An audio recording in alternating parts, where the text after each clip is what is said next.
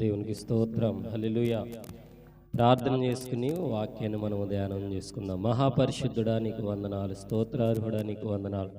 ఈ దినము తండ్రి, ఈ లైవ్లో ఎవరెవరైతే ఎక్కివస్తున్న వారి కుటుంబాలను దీవించి ఆశ్రయించండి.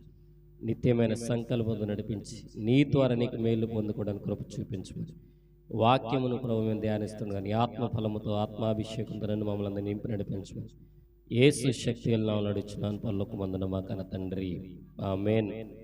తండ్రి అయిన దేవునికి, కుమారుడైన క్రీస్తుకి, పరిశుద్ధాత్మ దేవునికి కృతజ్ఞతాస్తుతి స్తోత్రములు ఆయనకి తెలియజేస్తూ, కూడు వచ్చిన మీకును లైవ్లో ఎక్కిపిస్తున్న, లైవ్ తర్వాత ఎక్కిపిస్తున్న ప్రతి కుటుంబానికి నిండైన దీవులను దేవుడు కలుగు చేయనుగాక, ఆమేన్. ఇర్మియా గ్రంథము 5వ అధ్యాయము, ఇర్మియా గ్రంథము 5వ అధ్యాయము 3వ వచనంలో మనము ధ్యానం చేసుకుందాం. ఇర్మియా గ్రంథము 5వ అధ్యాయము 3వ వచనం ఏమనుందంటే, యెహోవా యథార్థత మీదనే కదా నీవు దృష్టి ఉంచి ఉన్నావు. హల్లెలూయా. అయితే దైవజనాంగమా, దేవుడు ధ్యానం చేస్తున్న మాట, నీకు నాకు జ్ఞాపకం చేస్తున్న మాట, యథార్థత మీదనే దేవుడు దృష్టి ఉంచుతాడు. యథార్థవంతుల మీదనే దేవుడు దృష్టి ఉంచుతాడు. యథార్థం మీద ఆధారపడి జీవిస్తున్న వారి మీదనే దేవుడు దృష్టి ఉంచుతాడు అనేటి దానికి బహు నిర్వచనం. ఆనాడు దావీదు గారు యథార్థం మీద ఆధారపడ్డాడు, యథార్థంగా నడిచాడు. మోషే గారు యథార్థంగా నడిచాడు. అనేకులు భక్తులు యథార్థం మీద జీవించారు. యథార్థతను కోల్పోకుండా దేవుని మార్గంలో నడిచారు ఆ యొక్క భక్తులైనటువంటి వారు. అయితే దేవుడు దేని మీద దృష్టి ఉంచుతాడు అని మనకు అర్థం అవ్వాలంటే, ఒక యథార్థత మీదే దేవుడు దృష్టి ఉంచుతాడు. ఆ యథార్థత నీలో, నాలో, మనందరిలో కనిపించినప్పుడు నిన్ను వాడుకుంటాడు, నిన్ను దృష్టి ఉంచుతాడు, నీ మీద ఆయన అపారమైన నమ్మకం పెట్టుకుంటాడు, నీ ఎడల ఆయన కృప చూపుతాడు, నీ మీద అనేక ఆశలు నీ మీద పెట్టుకుంటాడు, నిన్ను ప్రజలకు పరిచయం చేస్తాడు, నిన్ను, నీ కుటుంబాన్ని దేవుని మార్గంలో నడవటానికి ఆయన ఎంతగానో నిన్ను బలపరుస్తూ ఉంటాడు. అయితే దేవుడు అంటున్నాడు, నేను యథార్థము మీదనే దృష్టి పెట్టే దేవుణ్ణి తప్ప యథార్థత లేని వ్యక్తులను కాను, అవినీతి మంతుల మీద కానీ నేను దృష్టి పెట్టేవాడినైతే కాదు. హల్లెలూయా.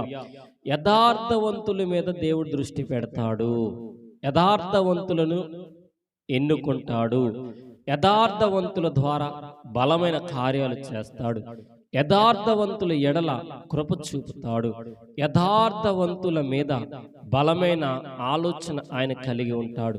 నీవు నేను ఈ దినాన దేవునికి యథార్థత చూపించాలి.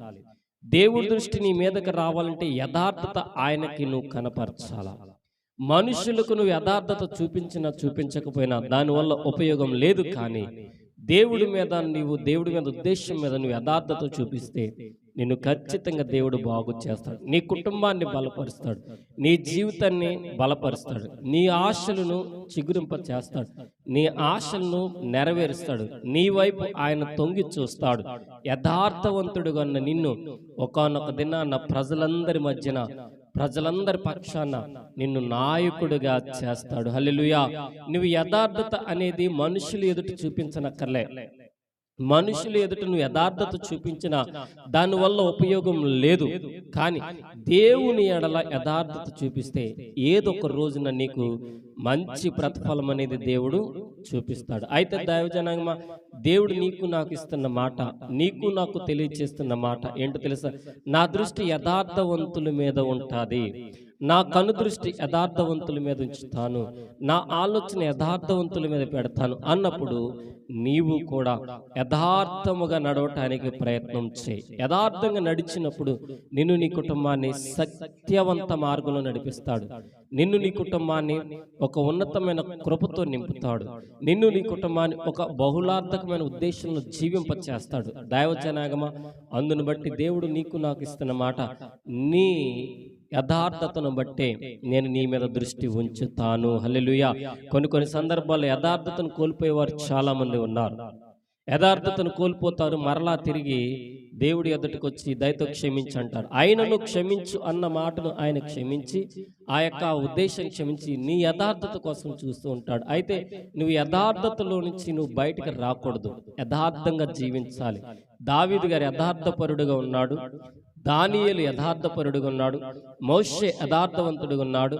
ఇంకా పరిపూర్ణంగా నీకు నాకు ఒక చక్కటి వినసొంపైన మాట యోసేపు జీవితము మనం ఆలోచించి యథార్థతగా బ్రతికాడు, యథార్థంగా జీవించాడు, నమ్మకమైన ఉద్దేశంలో జీవించాడు.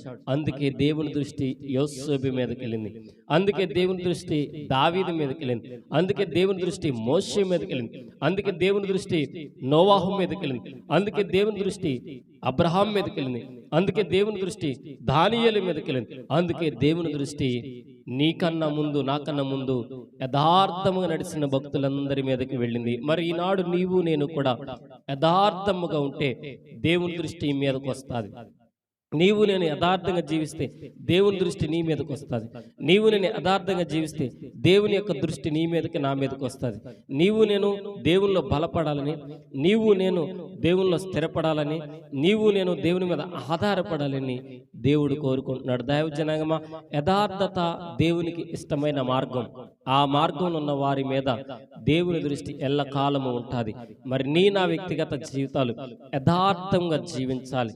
తల్లిదండ్రుల పట్ల యథార్థంగా ఉండాలి, జీవితాల పట్ల యథార్థంగా ఉండాలి, కుటుంబం పట్ల యథార్థంగా ఉండాలి, నువ్వు చేస్తున్న పని పట్ల యథార్థంగా ఉండాలి.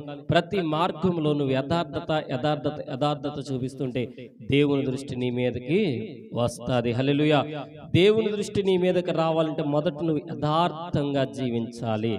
దేవుని దృష్టి నీ మీదకు వచ్చిన పిమ్మట నువ్వు బలవంతుడిగా అవుతావు, నీవు శక్తిమంతుడిగా మారుతావు, అనేక కార్యాలు చూస్తావు, ఉన్నతమైన భాగ్యాన్ని పొందుతావు, కృపతో నింపబడతావు. నీ ద్వారా దేవుడు సంతోషాన్ని పొందుతాడు. కాబట్టి దైవజనమా, దేవుడితో నీవు శబాస్ అనిపించుకోవాలంటే మొదట నువ్వు యథార్థత దేవుడికి కనిపింప చేయాలి. దేవునికి కనిపింప చేస్తే నీ కుటుంబము ఖచ్చితంగా దీవించబడుతుంది. అట్టి దీవెన ఆశీర్వాదము నీకు నాకు సమస్త ఉద్దేశాల్లో బలపరచబడునుగాక. ఆమెను ప్రార్థన చేసుకున్న మహాపరిశుద్ధుడ నీకు వందనాలు. యథార్థవంతుల ఎడల వారి మీద నేను దృష్టి పెడతాను. నీవు దృష్టి పెడితే ఆ దృష్టి యథార్థవంతుల మీద ఉంటుంది. అయ్యా, మేము కూడా యథార్థంగా జీవించడానికి, నీ ఎదుట యథార్థంగా మేము నడవటానికి, నీ మీద ఆనుకొని జీవించడానికి మేము ఉండులాగున కృప చూపించండి. మార్గాలు దయచేయండి, సరళం దయచేయండి, కృపతో నింపండి, నిత్యమైన సంకల్పం నడిపించి సహాయం దయచేయమని యేసు శక్తి గల నామములో ఈ లైవ్లో ఏకీవిస్తున్న ప్రతి కుటుంబం, లైవ్ అనంతరం ఏకీవిస్తున్న కుటుంబాన్ని దీవించి ఆశీర్వదించి నన్ను మమ్మల్ని అందరినీ కృపతో నింపమని యేసు నామమున అడుగుచున్నాను పరలోకమందున మా కన్న తండ్రి. ఆమేన్. తండ్రి దేవుని కృప, కుమారుని క్రీస్తు ప్రేమ, పరిశుద్ధాత్మ దేవుని సహవాసం ఇచ్చటకుండా మనకును సర్వలో పరిశుద్ధులు సదాకాలంతో నడిపించును గాక. ఆమేన్, ఆమేన్, ఆమేన్. దైవజనాంగమా, రేపటి దినమున అనగా ఫిబ్రవరి 7వ తారీఖు బుధవారం ఆల్ నైట్ ప్రేయర్ యొక్క మోదుగుంట, తాడేపల్లి మండలం, పశ్చిమ గోదావరి జిల్లా, సాయంత్రం 8 గంటలకు యొక్క ఆల్ నైట్ ప్రేయర్ జరుగుతుంది. మిమ్మల్ని, మీ కుటుంబాలని ప్రేమపూర్వకంగా ఆహ్వానం తెలియజేస్తున్నాం. అనేకులు వచ్చి దీవించబడుతున్నారు. మీరు కూడా రండి, దేవుని దీవెనలు పొందుకోండి. దేవుడి ద్వారా బహు ఉద్దేశాలను మీ జీవితాల్లో నెరవేర్చుకోవడానికి సంసిద్ధత కలిగి మీరు మీ కుటుంబం కలిసి రండి. దేవుని దీవెనలు మెండుగా పొందుకోండి. దేవుడు మిమ్మల్ని, మీ కుటుంబాలని బహు ఉన్నతమైన స్థితిలో దీవించును గాక. May God bless you to all. One and all. Praise the lord.